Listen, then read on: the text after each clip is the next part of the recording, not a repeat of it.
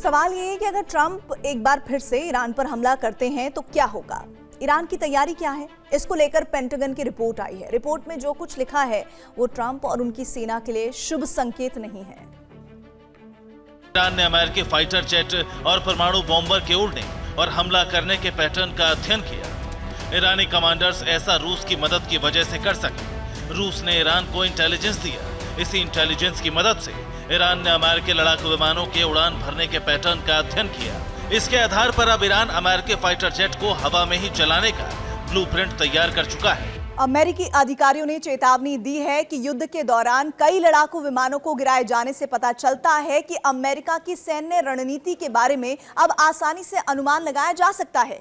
Iran अब और प्रभावी तरीके से अमेरिकी लड़ाकू विमानों को ढेर कर सकता है।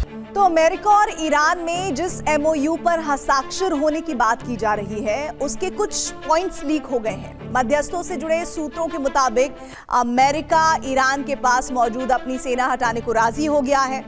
ईरान के पुनर्निर्माण के लिए 300 अरब डॉलर की योजना तैयार की जाएगी। ईरान पर जो तेल निर्यात के प्रतिबंध लगे हैं अमेरिका उन्हें हटाएगा। और इतना ही नहीं, सीज की गई संपत्तियां ईरान को वापस की जाएंगी। लेबनान में इजरायली सेना हवाई हमले रोकेगी। बदले में ईरान स्ट्रेट ऑफ हॉर्मुज से नाकाबंदी हटाएगा। ईरान के एटमी मिशन पर 60 दिन बाद बातचीत शुरू की जाएगी। हैरानी की बात यह है कि एमओयू का जो प्रस्ताव तैयार किया गया है उसमें ईरान के संवर्धित यूरेनियम की मांग नहीं की गई है और न ही बैलिस्टिक मिसाइल मिशन को रोकने का भी कोई जिक्र है। अगर इन्हीं शर्तों पर दोनों देश हस्ताक्षर करते हैं तो ज्यादातर मांगे ईरान की मानी गई हैं।